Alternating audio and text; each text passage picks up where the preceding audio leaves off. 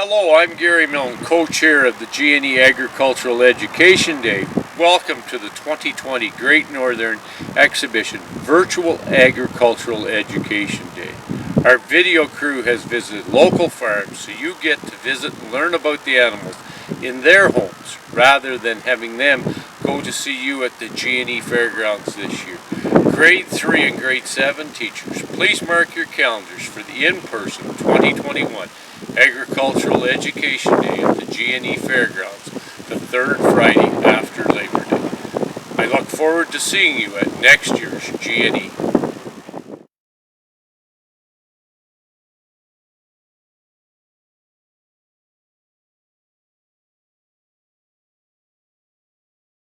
Hello, I'm Sarah Edwards and this is Essie Equestrian. We've got Bob with us, our little small pony. Lily's handling him. Opie is a medium pony with Crystal. And this is Charlie, our large pony. So we classify our ponies in 3 groups. Small being anything under 12.2 hands. A medium pony is between 12.2 hands and 13.2 hands. A large pony is 13.2 hands to 14.2 hands. And a horse is anything bigger than 14.2 hands. One hand is 4 inches. And we've got Bob sporting his English tack for English lessons. Jumping and dressage. And Charlie over here is wearing a Western saddle. So you can see the difference. A Western saddle has a higher horn. It's a little more comfortable for all-day riding that the cowboys would do. They do reining and cow cutting. And most trail riding is done in a Western saddle as well. So Lily's gonna pull down her stirrups and get on Bob. We'll show you how to mount from the mounting block. She's going to lead from the left-hand side, staying beside Bob's head. So if he were to jump forward, he can't jump on top of her.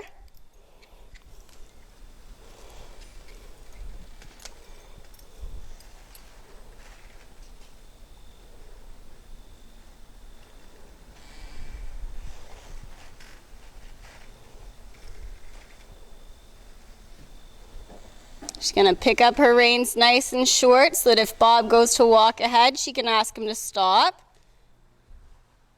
Like so.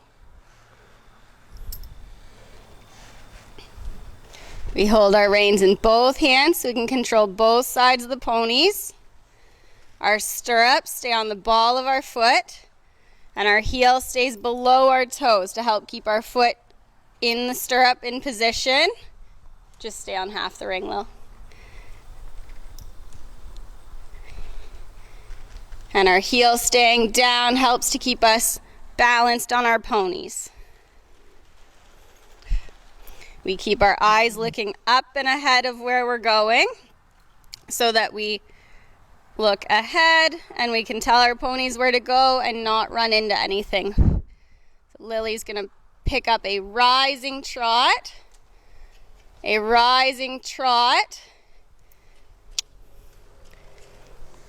So she follows the movement of the horse by posting up and down as he trots.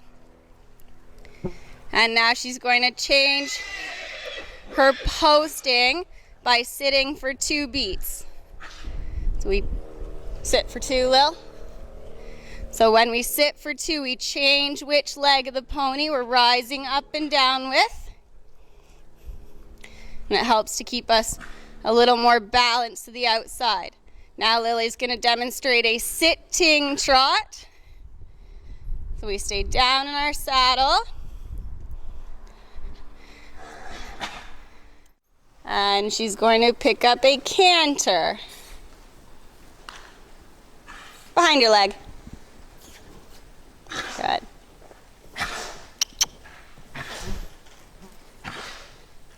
And back to the trot. And we're going to demonstrate a 2-point or jumping position. So we're going to lift our bodies up off the horse's back, our seat coming out of the saddle. Good. Now we're going to get a rising trot all the way around the ring. We're going to jump the cross rail. Lots.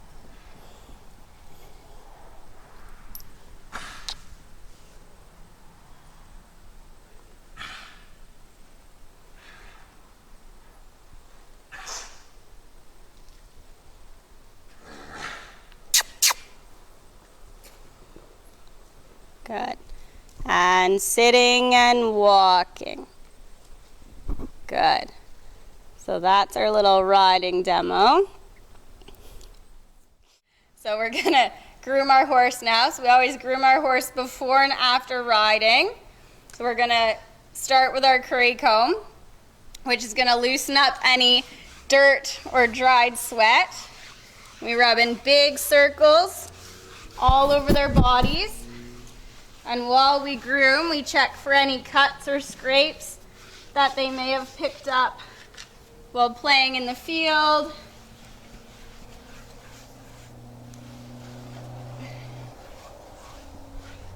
We also check for any swelling or irritations from bugs. Next, we're going to move to our hard brush, which has stiff bristles so that we can flick the dirt off of the pony. Again, we start up by the neck so that we're brushing the dirt to places we haven't started yet.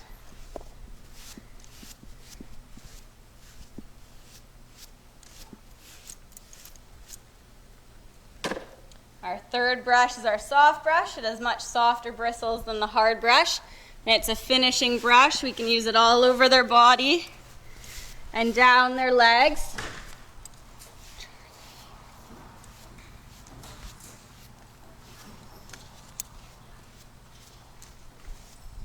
We always stand beside the pony, keeping our bodies away so that we can't get kicked, and always bending at our hips instead of our knees so that if they move suddenly, we can move out of their way. Last, we're going to pick their feet. We want to make sure there's no dirt or rocks in their feet before we take them out to ride.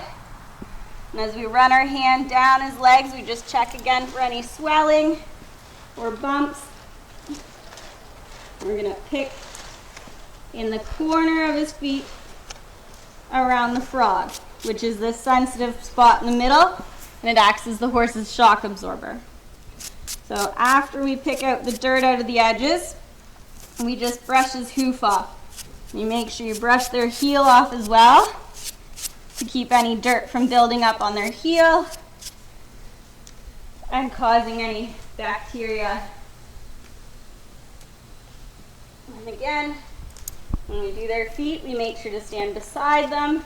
We keep our toes pointed straight ahead. So if they were to put their foot back down, we don't get our feet stepped on.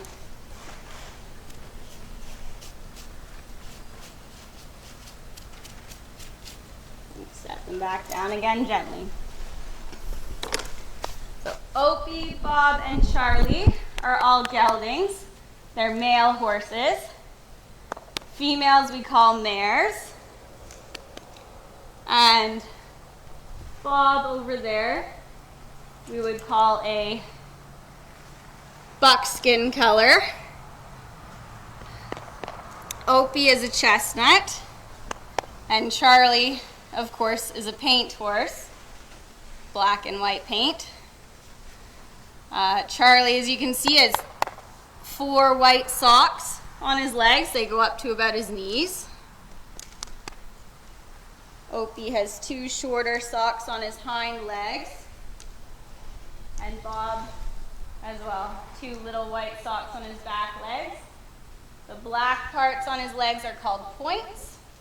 So buckskins and bay horses all have black points. So their muzzles, their legs, and the tips of their ears all have black points on them.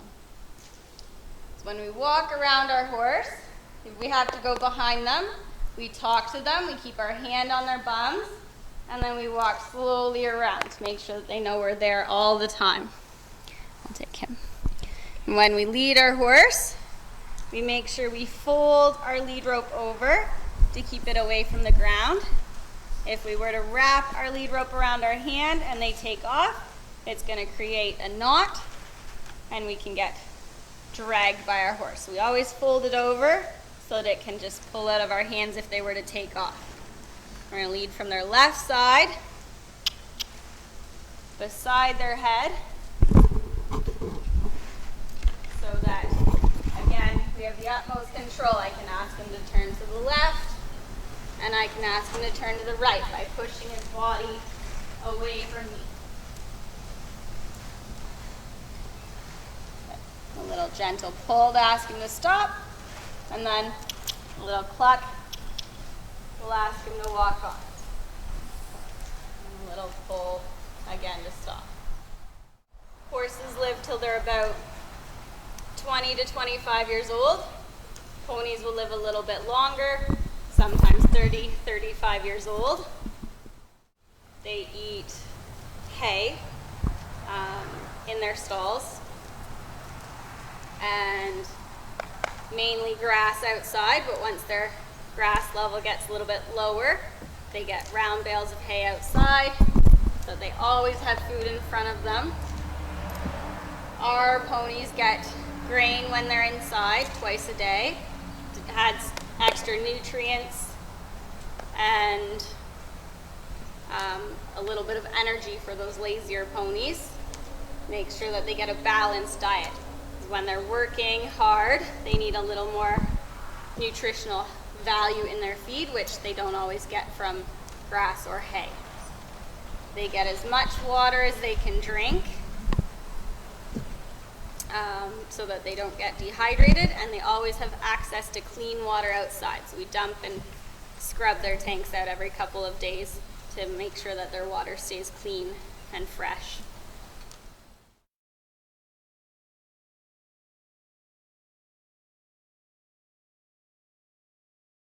They're veterinary. They get yearly vaccinations, just as a dog would. So tetanus, rabies, West Nile are 3 popular vaccinations. When they get their vaccinations done, they have their pulse and their respiratory, so their breathing rate checked, and that's done usually in March. They get their teeth done when the vet comes out to do their shots. So sometimes they develop hooks and rough edges in their teeth. And when we're riding them, they have hooks or rough edges that can pinch and hurt, and they can't chew their food very well if they have rough edges in their teeth. You can see Opie's got quite large teeth, and they also have a gap in their teeth. So they have a front set of teeth and then a set lower back. There's a gap right in the corner of their mouth here. And they have a set of front teeth, which is used to rip and tear grass out of the ground. And then their back set of teeth, lower back on their jaws, is used to chew up the grass.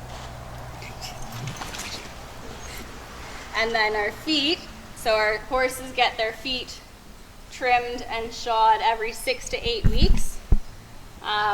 Opie here doesn't have any horseshoes on. His feet stay nice and level and trimmed. Some horses get metal shoes on. I just overhang a little bit, but that's about where it would sit. So they get done, trimmed, and their shoes reset every 6 to 8 weeks if they need shoes, so that their feet stay in good condition, don't start cracking and breaking.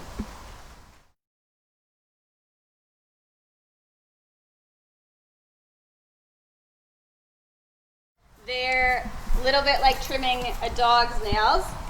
They don't have any blood vessels or feelings in the bottom edge of their foot. So that's where the nails go through, are about here, about a quarter inch up, so that they don't interfere with any blood vessels or feeling, kind of like clipping the end of your fingernail off. If we clip too low, it certainly hurts, but if you clip just at the edge, it's just nails. So their hooves are made of the same stuff as our fingernails are.